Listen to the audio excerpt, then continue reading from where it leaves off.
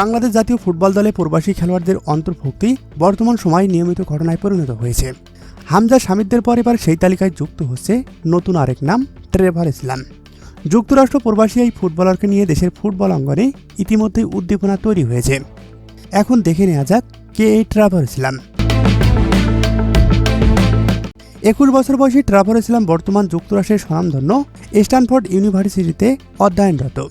পড়াশোনার পাশাপাশি তিনি যুক্তরাষ্ট্রের NCAA ডিভিশন 1 লিগে নিয়মিতই মাঠ মাতাচ্ছেন।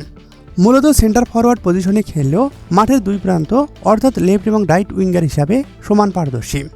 বাংলাদেশ জাতীয় দলের আক্রমণ ভাগে দীর্ঘদিনের গোল ক্ষুধা মেটাতে ট্রেভার ইসলাম বড় ভূমিকা রাখতে পারে বলে মনে করেছেন সংশ্লিষ্টরা।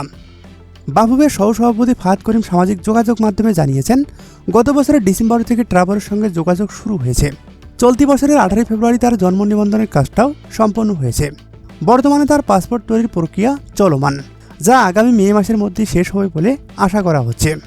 পাসপোর্ট হাতে পেলেই ট্রেভার ইসলাম যে মাঠে নামতে পারবেন বিষয়টি তেমন না। বিশ্ববিদ্যালয়ের পড়াশোনা এবং NCAA লিগের প্রতি দায়বদ্ধতার কারণে এবছর তার জাতীয় দলের খেলা প্রায় অনিশ্চিত। ফাহাদ করিমের দেওয়া তথ্য মতে জুন উইন্ডোতে তাকে পাওয়া সম্ভব হচ্ছে না, সেই সাথে সেপ্টেম্বর উইন্ডোতে আসার সম্ভাবনা ক্ষীণ। নভেম্বর উইন্ডোতে তাকে খেলানোর বিষয়ে বাফুফে কিছুটা আশাবাদী।